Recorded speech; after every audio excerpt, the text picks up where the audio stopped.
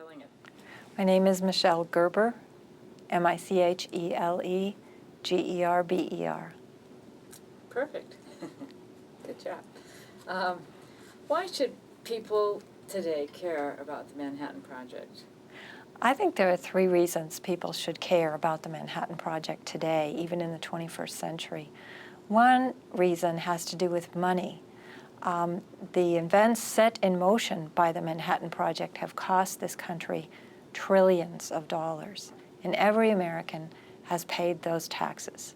And something that is that expensive is it's in our national interest to know as much as we can about it.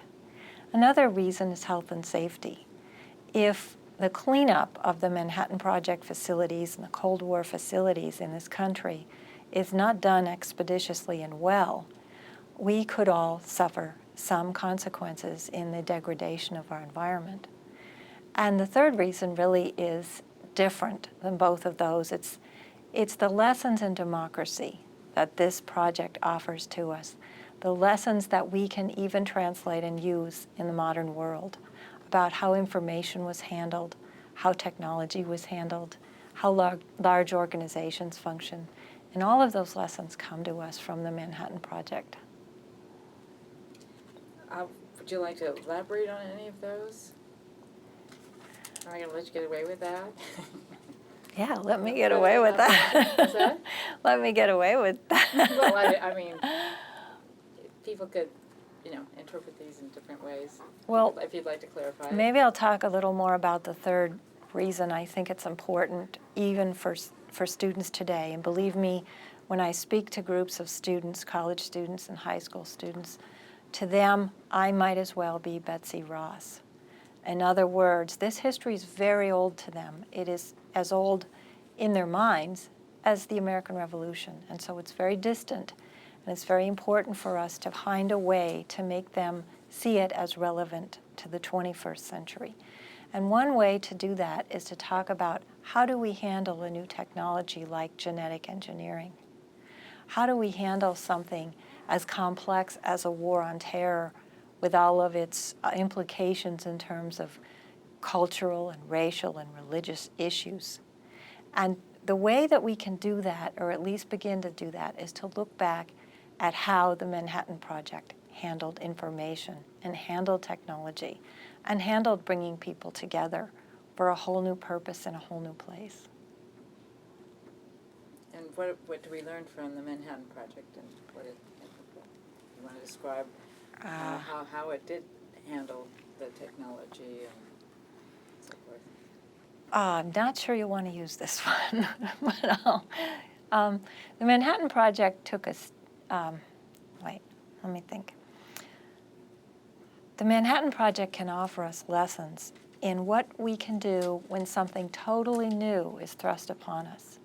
In other words, nuclear reactors and radiation and all of those technologies were completely new and mysterious in the 1940s. They were so new that people didn't even recognize the words, and they certainly weren't conversant, and it wasn't easy for them to grasp what this might mean in their lives.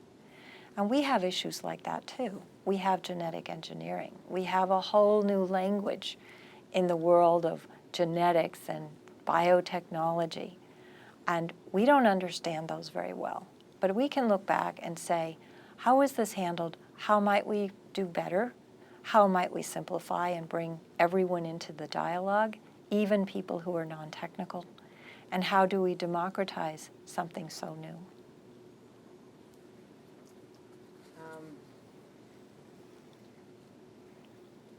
I keep pressing on this, but let's go to the next one.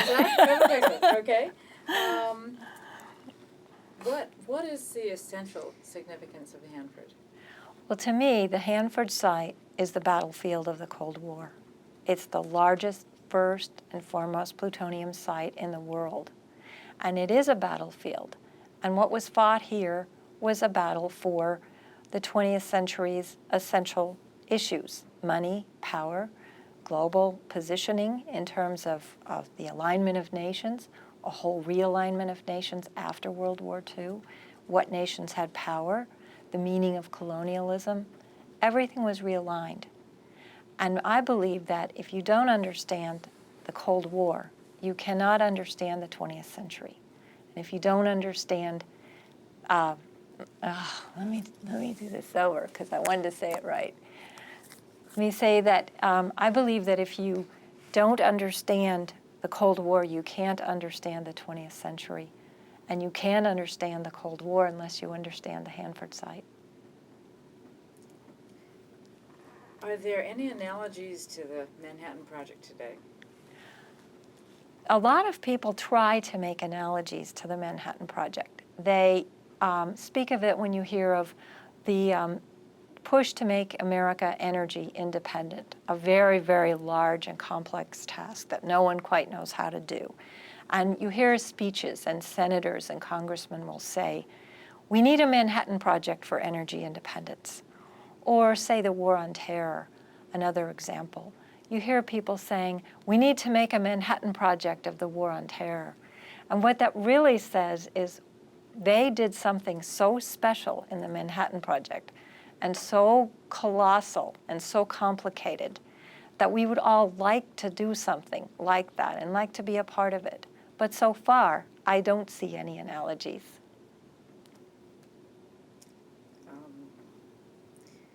Do you want to explain why it's hard to do what the Manhattan Project did? The Manhattan Project took place in a different era, even though it was only 60 years ago. It was a very different America. It was a very different mindset.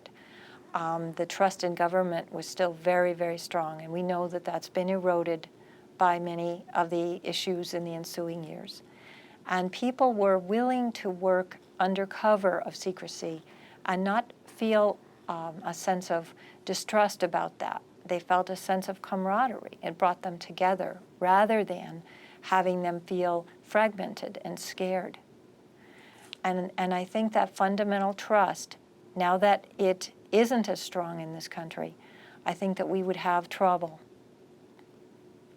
implementing another program like the Manhattan Project. Are there... Excuse me just a second. Now go to the next question. Rolling it. Do you want to say anything more about that last question? Okay. What does the Manhattan Project show us about America or the American spirit and character? Well, I think the Manhattan Project embodies an American trait that runs through our entire history, which is the faith in progress, faith in the idea of science and progress. Some cultures, as you know, are very circular. To them, forward motion, progress, changing things, making things different, pushing frontiers is not a value. And there are other values more important, such as community and tradition. But Americans like change, and they like to push frontiers, and they're quite linear. They like to go further. They like to have more inventions, more things than the previous generation. And so I think the Manhattan Project is the most logical extension of that American trait, which is to have a faith that we can take something and the next generation will take it further, and that's a good thing. Now, I'm not saying that that's the best set of values, but I think it's very inherent in the American character.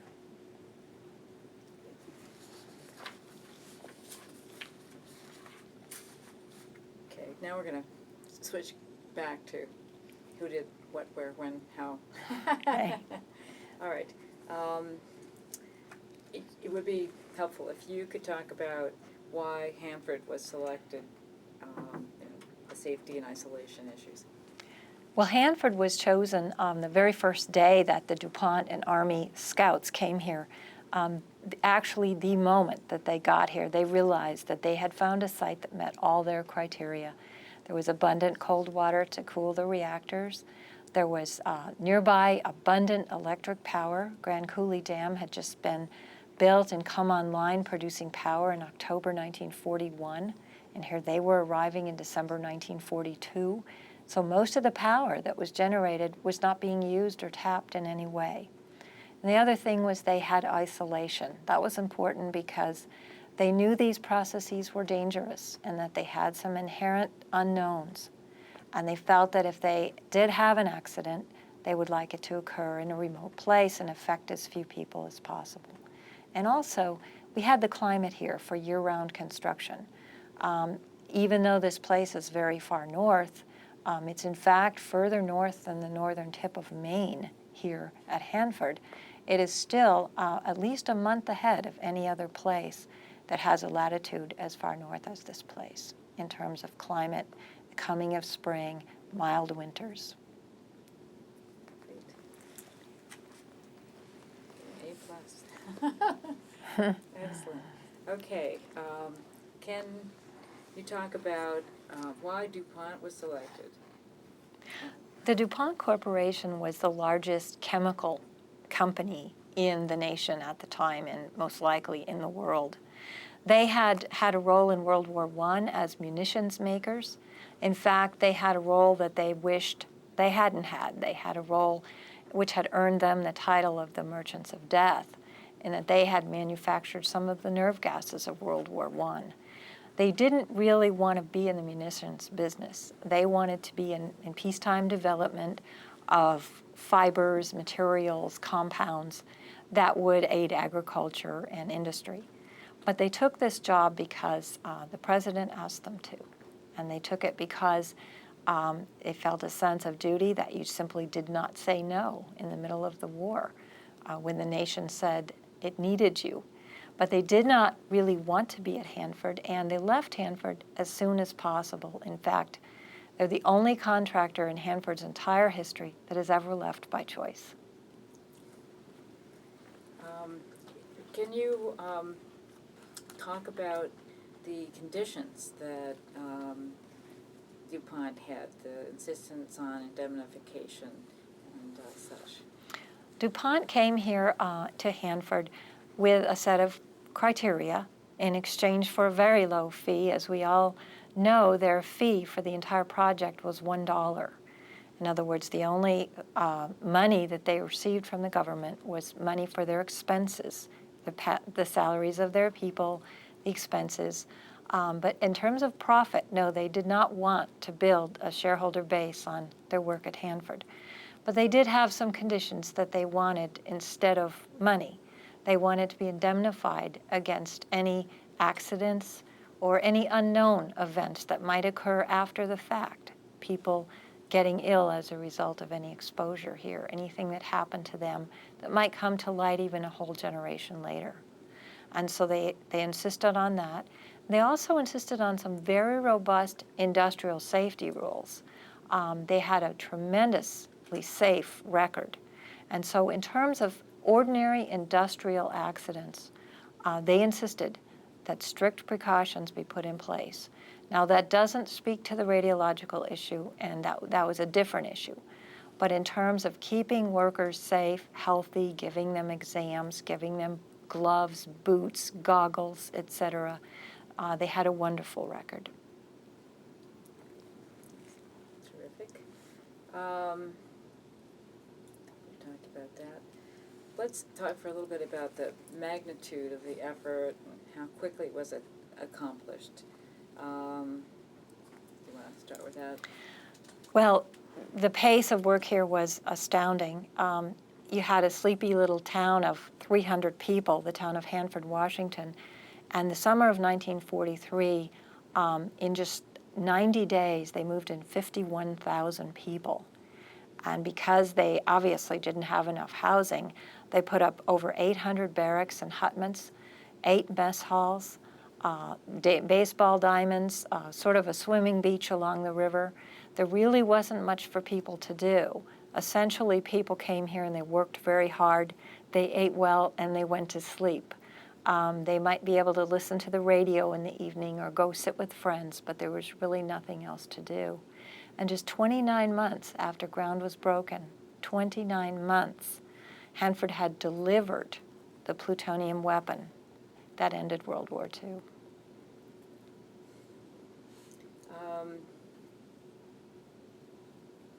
See, you're whipping through these questions.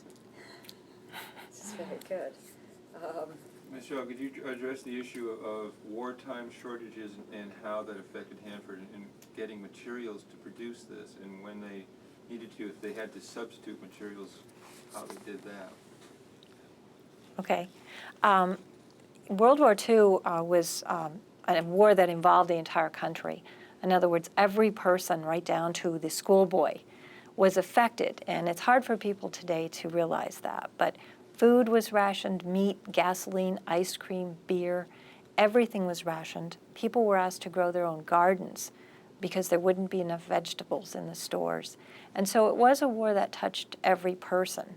Hanford was sprung on the scene in the midst of wartime shortages. And it was subject to shortages, but it had a AAA priority.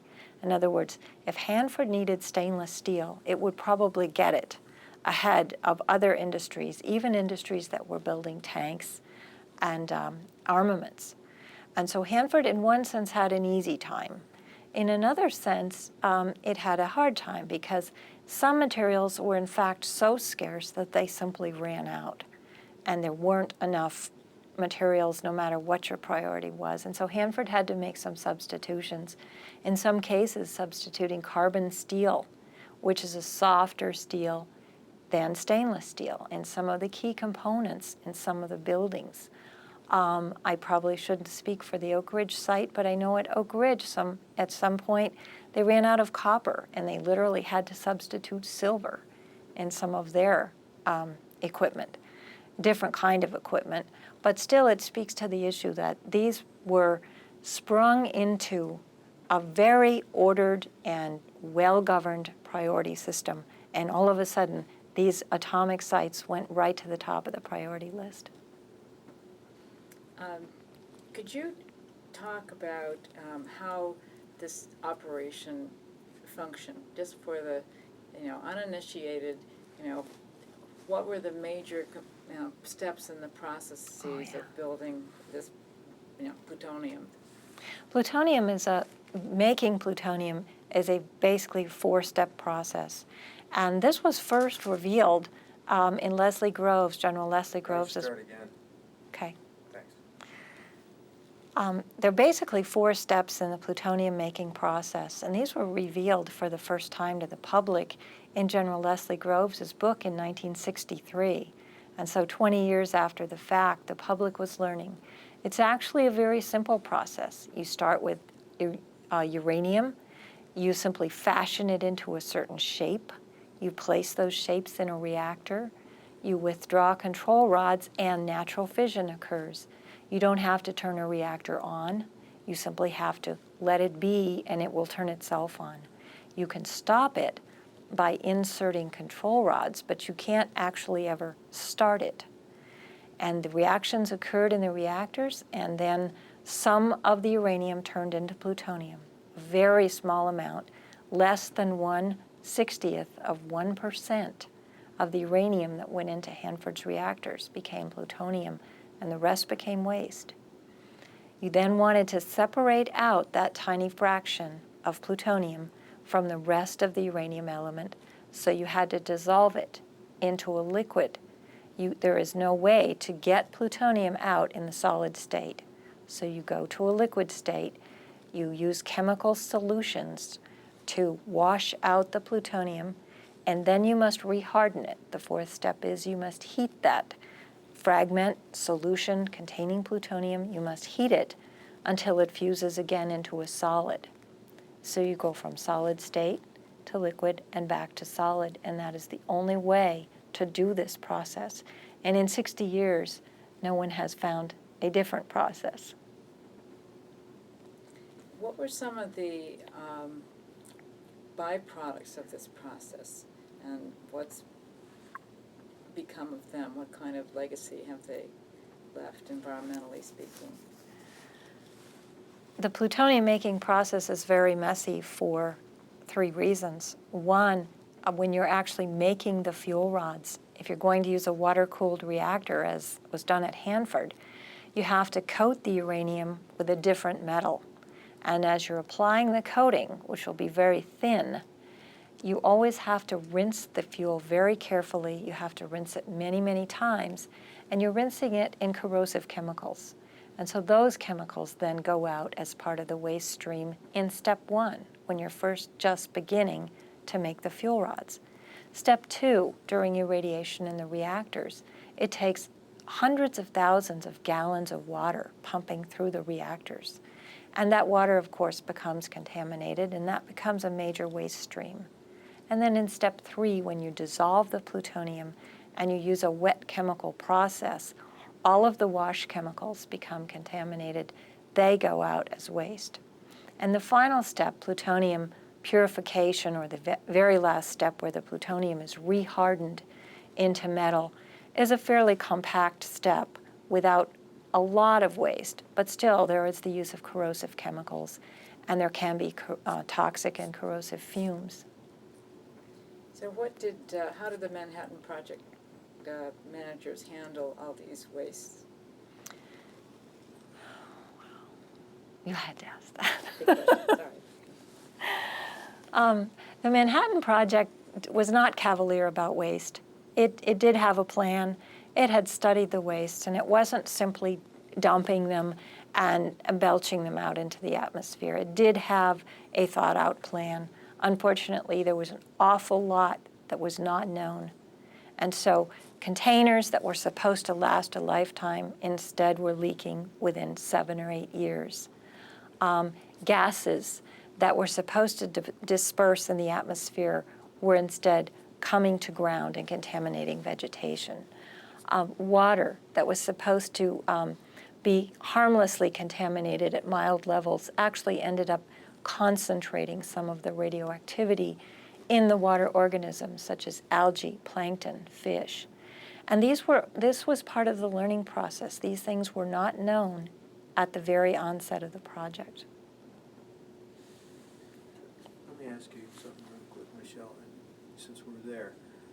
Would you consider this the first baseline environmental science perhaps done? I mean, did it perhaps spawn, a new era in environmental science? Sure. You want me to? Could you talk about it? The Hanford site actually pioneered environmental monitoring. It was the worldwide pioneer in monitoring. And that was at the insistence of DuPont.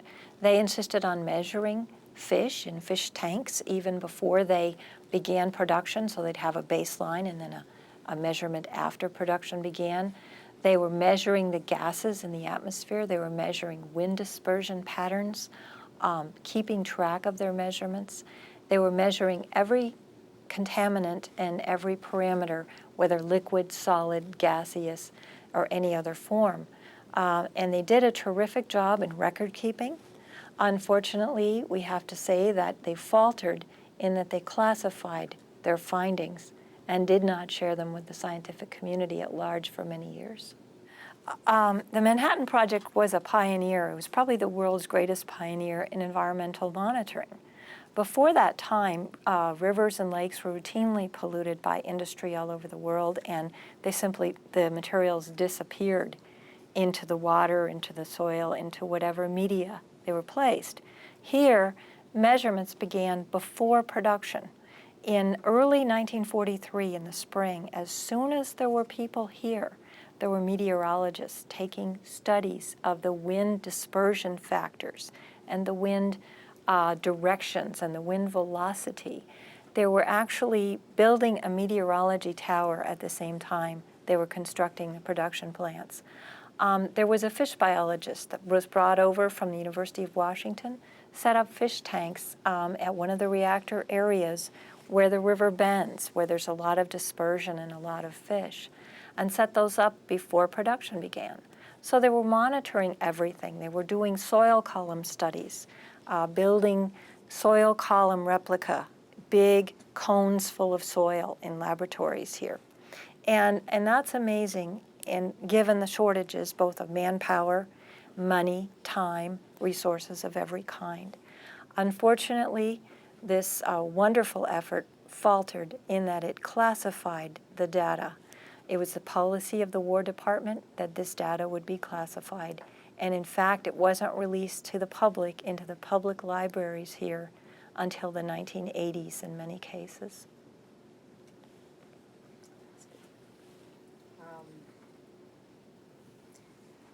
Can you talk about the worker safety some and how the DuPont company sort of invented remote handling techniques to protect the workers at, let's say, the tea plant or in other respects? Okay. In the Manhattan Project in World War II, let me start over. At World War II Hanford, certain words were never to be spoken. The word radiation, the word plutonium, even the word uranium were absolutely not allowed to be spoken, and they were not spoken. But the workers were protected.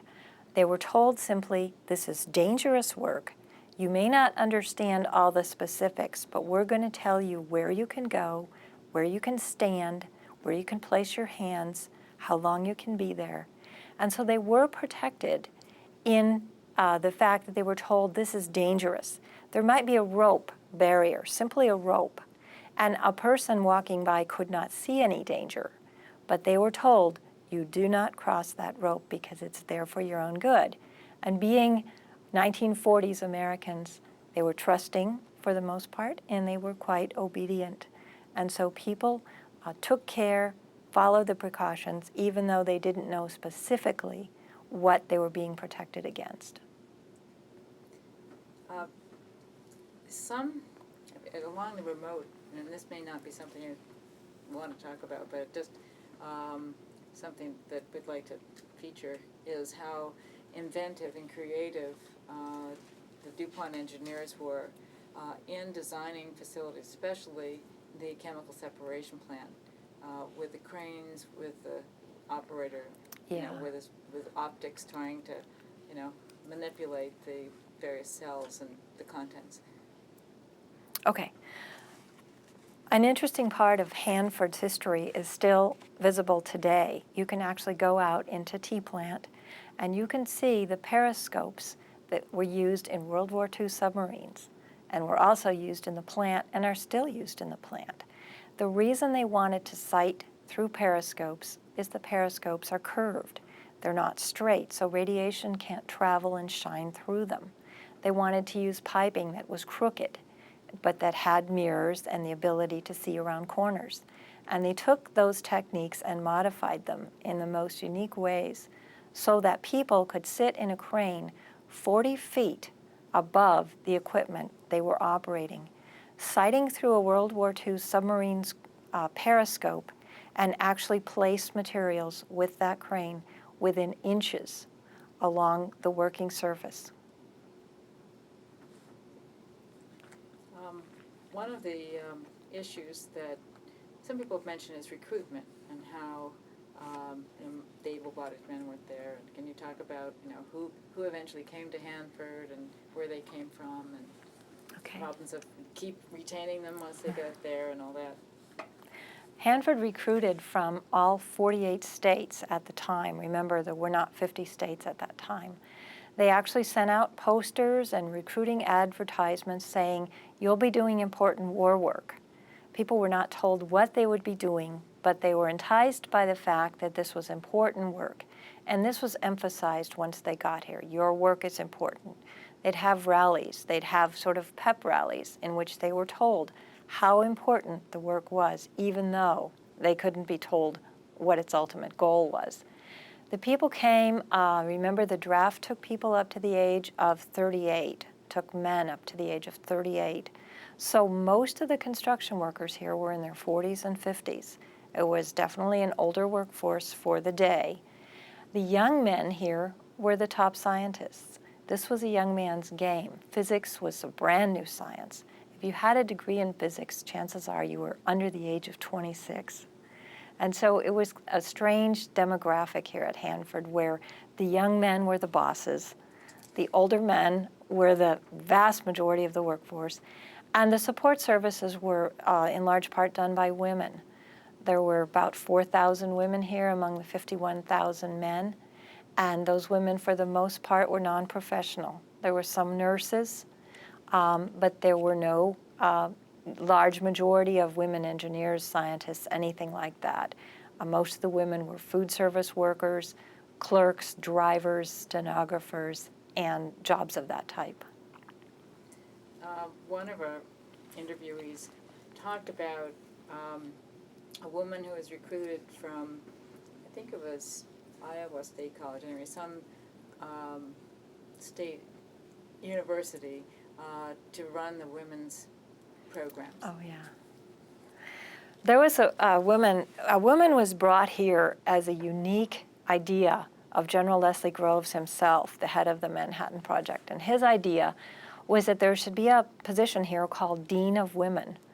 And it was almost a sorority-like atmosphere in that this woman came to look after the welfare of the women workers so that their parents wouldn't worry about them. Because for the most part, these were very young women. A lot of them were teenagers. They were 18, 19, 20. They wanted a sense of adventure, but their parents didn't want them exposed to danger. And so the position Dean of Women was created. This woman, Buena Maris, did come from Iowa State College. She was a middle-aged widow, and she came with her own daughter. And she ran programs, everything from the Girl Scouts to the Candy Stripers to daycare programs for the small minority of working mothers here. And she also established a house mother in every single women's dormitory.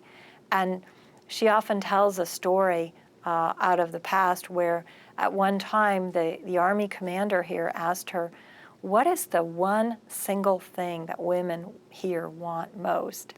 And her answer was immediate. They want the sidewalks paved because high heels are rationed and they're breaking their shoes. So the very next morning, believe it or not, with all the priorities of work here, the very next morning, when she woke up, the asphalt trucks were rolling and they were paving the sidewalks between the dormitories and the mess halls. That's great. What was the dress code? Because I think at Oak Ridge they were required to wear stockings and heels into these factories. I don't know anything about Yeah. that. I've never been told that. Yeah, no, that's great though. What about the Afro-American population or contribution? Were there many workers, Afro-American workers here? Hanford, like every other Army site, Army post, and Army unit in the United States, was segregated during World War II. And as you know, they were not desegregated until 1948. So there were black workers at Hanford. They lived in separate barracks. They ate in a separate mess hall. They had a separate recreational tavern for them to go to in the evening. But the work crews were mixed. The actual crews building on the plants were mixed during the workday. Don't know what else to say about that. Be very careful fiddling with your paper. Okay, starting to hear it. Okay. What haven't we covered here? Could you address the issue of Colonel Mathias and his attitude towards Latino and Hispanic workers, which is different than the blacks because he made sure they settled in Pasco? Is that an issue that you... Don't know too much about it. I thought he housed them at first in the 3000 area. But, so I don't know enough about it. There was a tiny minority, and they were kept separate. And, I'm sorry. no, this is a very minor point. There's some controversy in the Something. anyway. How about this? All those people, we talked to guys at Los Alamos who were in part of the Manhattan Project there, and everybody was told on a need-to-know basis what their job was, and just a part of the whole bomb thing. They all figured it out, basically. It was a smaller group, Yeah. only a couple thousand. But still, how many people do you think really knew what they were working on here? They didn't figure it out here, but I can talk about that. Sure. At Hanford, Secrecy. You don't have to put your hands behind your back. Kind of Makes you worried kinda that tense, you can kind of relax. worried that I'll fool with something. Okay, let's see. Secrecy was very tight at Hanford. It was frontal, it was absolute, it wasn't subtle. People were told right up front, if you talk about this project or if you even try to find out what your bunkmate or your neighbor or your buddy is working on, you won't work here tomorrow. And so it was a very sort of, let me start over. What adjectives do I want to use?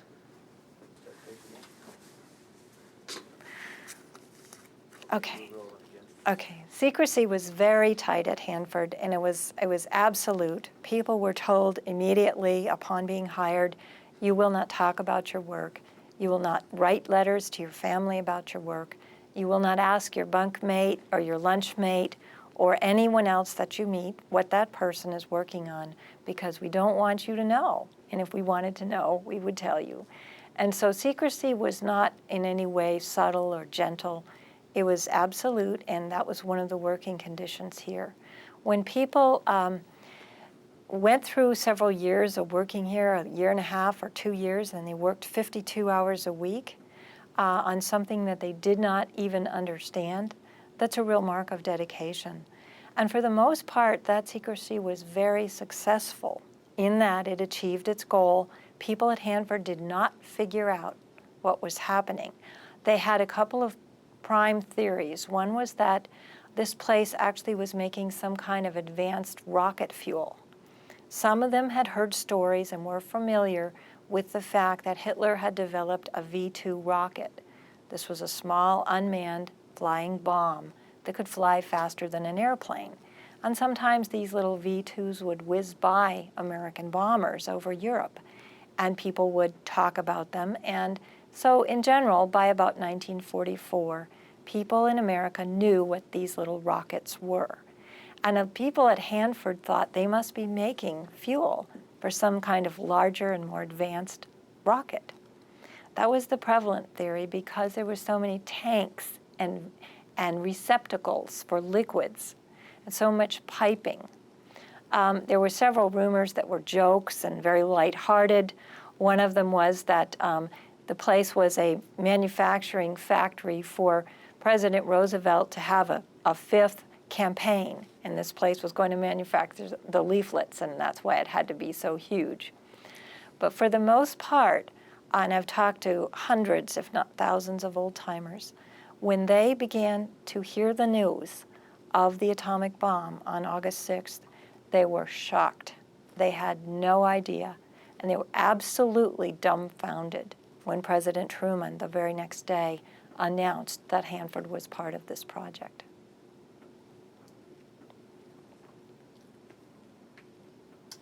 How has, let's see, where did that? How would you characterize the workers' attitudes upon discovery? Okay. When the actual news came that World War II had ended, and that was on let me start over.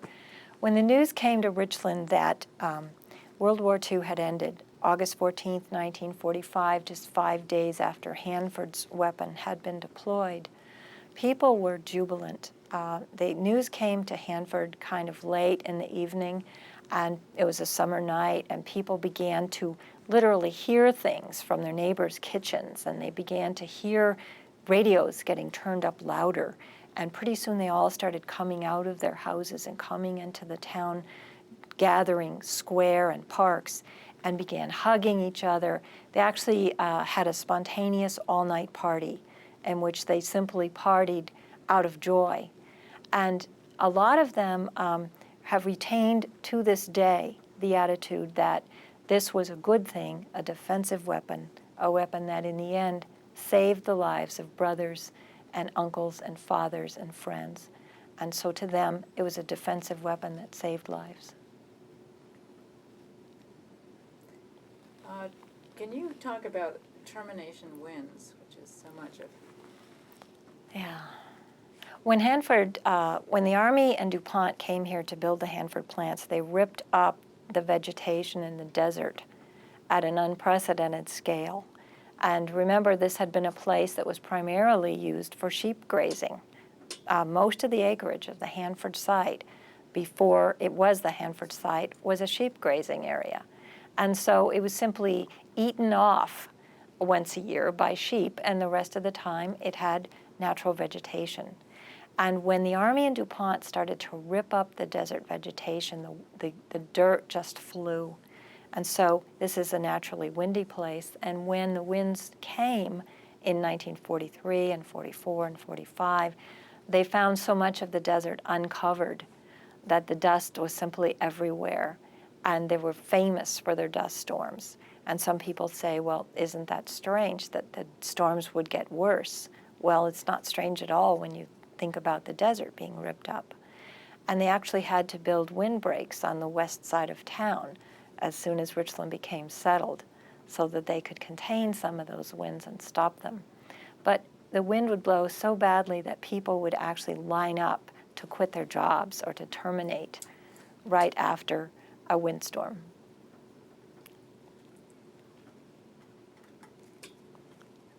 Maybe you could talk about housing, I guess.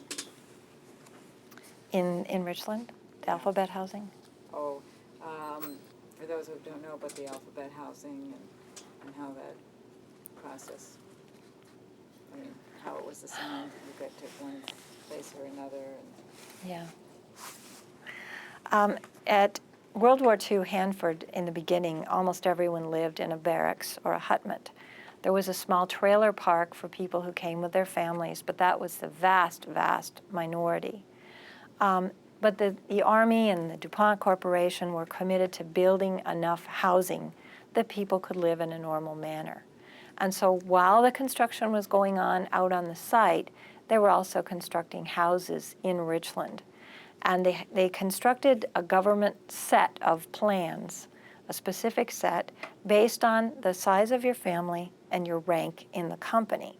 In other words, a large family would get a larger house, but also a supervisor could get a different kind of larger house, even if he had a small family. And these became known in Richland as the alphabet houses, different style for every letter of the alphabet. In World War II, there were about 9 different styles, but this continued into the early Cold War, so that by 1952, you actually had housing styles going from A to Z.